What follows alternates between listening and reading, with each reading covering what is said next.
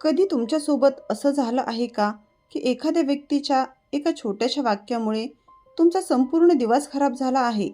एखाद्याने केलेली टीका, एखादा टोमणा किंवा एखाद्याचं नकारात्मक वागणं तुमच्या मनात तासनतास फिरत राहिलं आहे. तुम्ही काम करत असता, पण मनात तोच विचार असतो, त्याने असं का बोललं? मी त्याला उत्तर का दिलं नाही? मी आता काय करायला हवं? आणि नकळत आपण आपल्या आयुष्यातील सर्वात मौल्यवान गोष्ट गमावतो, आपली मानसिक शांतता. मित्रांनो, आजचा विषय कोणाला हरवण्याचा नाही. आजचा विषय आहे अशा लोकांना तुमच्या मनावर राज्य न करू देण्याचा. कारण आयुष्यात काही लोक असे असतात जे तुमच्या प्रगतीला थांबवू शकत नाहीत, पण जर तुम्ही त्यांना परवानगी दिली तर ते तुमचा आत्मविश्वास नक्कीच कमी करू शकतात. एकदा एका गुरूंना त्यांच्या शिष्याने विचारलं, गुरुजी, मला त्रास देणाऱ्या लोकांना मी कसं उत्तर द्यावं? गुरुजींनी त्याला एक रिकामा ग्लास दिला आणि म्हणाले, हा ग्लास हातात धर. काही मिनिटांनी शिष्याचा हात दुखायला लागला. तो म्हणाला, गुरुजी, हा छोटासा ग्लासही जड वाटायला लागला. गुरुजी हसले आणि म्हणाले, ग्लासाचं वजन बदललं नाही, पण तू तो किती वेळ धरून ठेवला यामुळे तुला त्रास झाला. मित्रांनो, लोकांचे शब्दही असेच असतात. कधी कधी शब्द मोठे नसतात, पण आपण ते किती वेळ मनात धरून ठेवतो यामुळे आपल्याला त्रास होतो. उपाय क्रमांक 1, लगेच प्रतिक्रिया देऊ नका. आपल्याला टेन्शन देणारे लोक बहुतेक वेळा एक गोष्ट शोधत असतात, ती म्हणजे तुमची प्रतिक्रिया. कारण जेव्हा तुम्ही रागाने उत्तर देता तेव्हा नियंत्रण तुमच्या हातात राहत नाही, समोरची व्यक्ती तुमच्या भावनांना नियंत्रित करू लागते. मानसशास्त्र सांगते, भावना आणि प्रतिक्रिया यांच्यामध्ये एक छोटासा अंतर ठेवला तर आपण अधिक योग्य निर्णय घेऊ शकतो. म्हणून पुढच्या वेळी कोणी तुम्हाला दुखावणार काही बोललं तर लगेच उत्तर देण्याऐवजी स्वतःला विचारा, मी हे उत्तर माझ्या स्वाभिमानातून देतोय की माझ्या रागातून? हा एक प्रश्न अनेक अनावश्यक संघर्ष थांबवू शकतो. समजा ऑफिसमध्ये कोणी तुमच्या कामावर टोमणा मारला, पहिली प्रतिक्रिया काय असेल? तुम्ही स्वतःला काय केलं आहे? मला सगळं माहीत आहे, असं उत्तर दिलं तर वाद वाढू शकतो. पण जर तुम्ही शांतपणे म्हणालात, तुमच्या सूचनेत काही योग्य मुद्दे असतील तर मी नक्कीच विचार करेन, तर तुम्ही कमकुवत दिसत नाही, उलट तुमचा आत्मविश्वास दिसतो. उपाय क्रमांक 2, प्रत्येक व्यक्तीला तुमची ऊर्जा देऊ नका.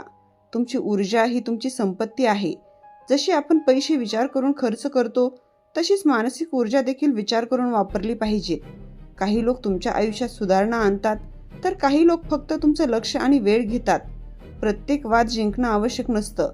कधी कधी शांतपणे पुढे जाणं हाच सर्वात मोठा विजय असतो. पण इथे एक मोठा प्रश्न निर्माण होतो.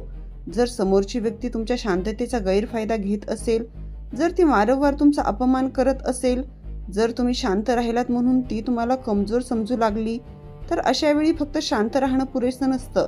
तिथे गरजही असते योग्य मर्यादा आखण्याची, नाही म्हणण्याची अशी ताकद जी अनेक नकारात्मक लोकांना तुमच्याशी वेगळ्या पद्धतीने वागायला भाग पाडते. जर एखादी व्यक्ती वारंवार तुमच्या मर्यादा ओलांडत असेल, तर जर ती तुमच्या शांत स्वभावाला कमजोरी समजत असेल, तर अशा वेळी फक्त शांत राहणं पुरेसं नसतं. तिथे गरज असते स्वतःचा आदर जपण्याची. उपाय क्रमांक 3, नाही म्हणायला शिका. अनेक चांगल्या लोकांची एक समस्या असते, ते सगळ्यांना मदत करतात, सगळ्यांना समजून घेतात, पण स्वतःच्या भावनांकडे दुर्लक्ष करतात. त्यांना वाटतं, मी नाही म्हटलं तर समोरचा दुखावेल, लोक मला स्वार्थी समजतील. पण सत्य हे आहे, प्रत्येक वेळी स्वतःला त्रास देऊन दुसऱ्याला आनंदी ठेवणं म्हणजे चांगुलपणा नाही, ते स्वतःकडे दुर्लक्ष करणं आहे. रोहन एक अतिशय मदतीचा स्वभाव असलेला मुलगा होता. कोणी काम सांगितलं तो लगेच तयार, कोणी अडचण सांगितली तो स्वतःची कामं बाजूला ठेवून मदत करायचा. सुरुवातीला सगळेच त्याचं कौतुक करायचे. रोहन सारखा मित्र मिळणं नशीब आहे. पण हळूहळू लोकांना त्याची मदत ही सवय वाटू लागली. एक दिवस स्वतः एका महत्वाच्या कामात रोहन अडकला होता. एका मित्राने पुन्हा मदत मागितली. यावेळी रोहन म्हणाला, माफ कर, आज मला माझं काम पूर्ण करायचं आहे. आणि आश्चर्याची गोष्ट, त्या मित्राला राग आला. तो म्हणाला, तू आता बदललास. रोहन शांत झाला. त्याला एक गोष्ट समजली, काही लोकांना तुमची किंमत नसते, त्यांना तुमची उपलब्धता हवी असते. उपाय क्रमांक 4, तुमच्या मर्यादा स्पष्ट करा. मर्यादा म्हणजे लोकांपासून दूर जाणं नाही. मर्यादा म्हणजे लोकांना समजावणं की तुमच्याशी कसं वागलं जावं. उदाहरणार्थ, जर कोणी वारंवार तुमच्यावर ओरडत असेल तर शांतपणे सांगा, आपण बोलू शकतो पण आदराने. बोललो तर मला अधिक चांगलं वाटेल. हे वाक्य कमकुवतपणाचं नाही, हे आत्मसन्मानाचं लक्षण आहे. मानसशास्त्रीय सत्य हे आहे की ज्या गोष्टी आपण वारंवार सहन करतो त्या अनेकदा समोरच्या व्यक्तीला सामान्य वाटू लागतात. जर एखाद्या व्यक्तीला प्रत्येक वेळी तुमच्याकडून तीच प्रतिक्रिया मिळत असेल तर त्याला बदलण्याची गरज वाटत नाही. पण जेव्हा तुम्ही शांतपणे तुमची मर्यादा आखता तेव्हा नात्याचा समतोल बदलू शकतो. उपाय क्रमांक 5, स्वतःला सिद्ध करण्याची घाई करू नका. आपल्याला टेन्शन देणाऱ्या लोकांसमोर आपल्याला एक गोष्ट वारंवार करावीशी वाटते, ती म्हणजे स्वतःला सिद्ध करणं. मी चुकीचं नाही हे दाखवायचं. माझी किंमत त्यांना कळायला हवी.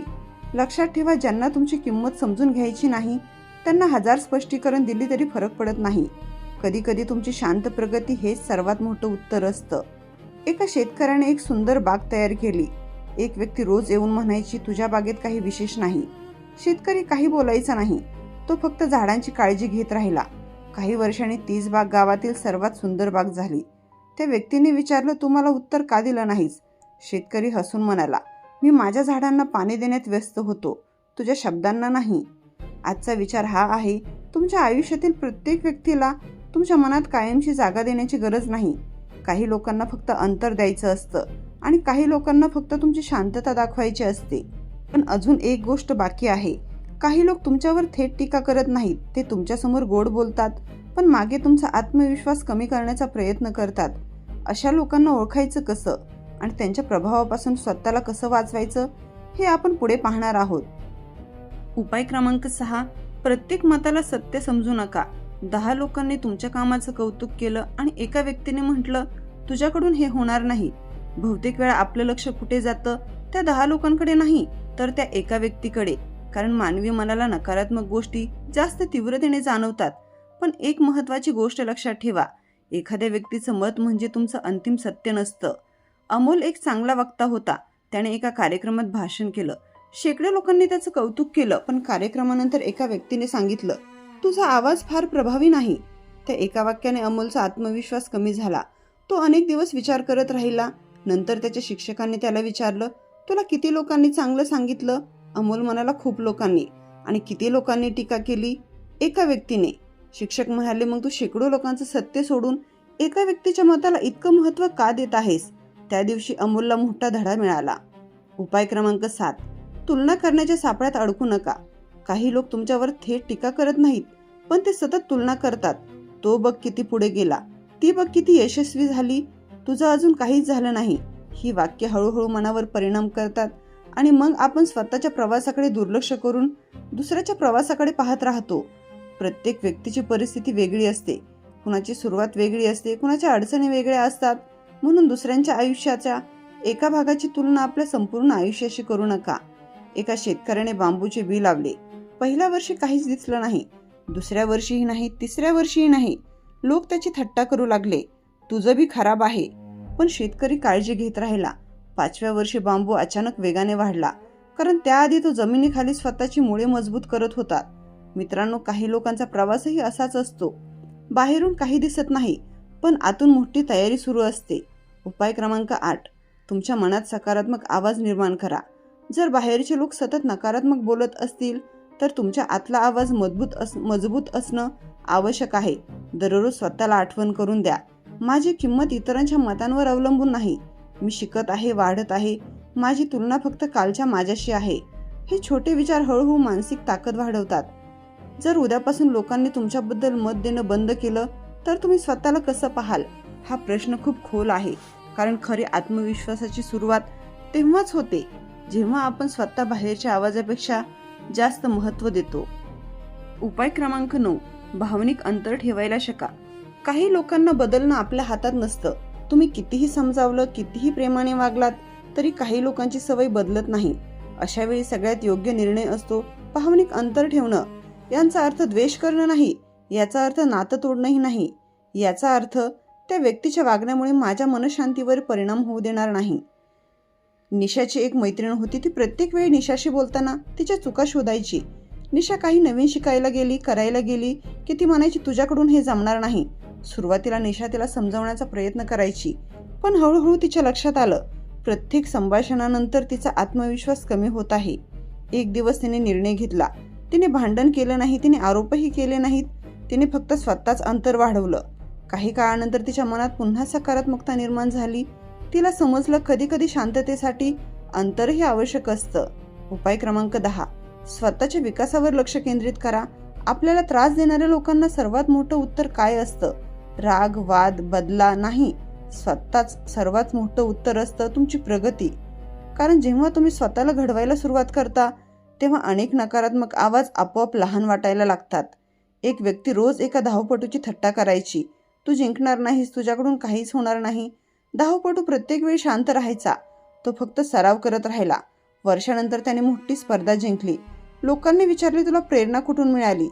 तो म्हणाला, ज्यांनी माझ्यावर विश्वास ठेवला त्यांच्याकडून प्रेम मिळालं आणि ज्यांनी माझ्यावर शंका घेतली त्यांच्याकडून मेहनत करण्याची प्रेरणा मिळाली. आपण जेव्हा सतत एखाद्या व्यक्तीबद्दल विचार करतो तेव्हा आपण नकळत त्याला आपल्या आयुष्यात मोठी जागा देतो. म्हणून तुमच्या मनाची जागा विचारपूर्वक वापरा. जिथे वाढ होईल तिथे लक्ष द्या. जिथे फक्त तणाव मिळतो तिथे मर्यादा ठेवा. लक्षात ठेवा, शांत राहणं म्हणजे हार मानणं नाही. कधी कधी शांतता ही सर्वात शक्तिशाली प्रतिक्रिया असते. कारण कमजोर माणूस प्रत्येक गोष्टीला प्रतिक्रिया देतो, पण मजबूत माणूस विचार करून प्रतिसाद देतो. आता आपण या संपूर्ण प्रवासातील सर्वात महत्त्वाच्या गोष्टी समजून घेतल्या, पण अजून एक प्रश्न बाकी आहे. जर कोणी तुमची मनशांती वारंवार हिरावून घेत असेल तर तुम्ही स्वतःला आतून मजबूत कसं बनवाल? तुमच्या मनाला अशी ताकद कशी द्याल की बाहेरचे लोक तुमचा आनंद नियंत्रित करू शकणार नाहीत? अंतिम उपाय, स्वतःच्या भावनांची जबाबदारी घ्या.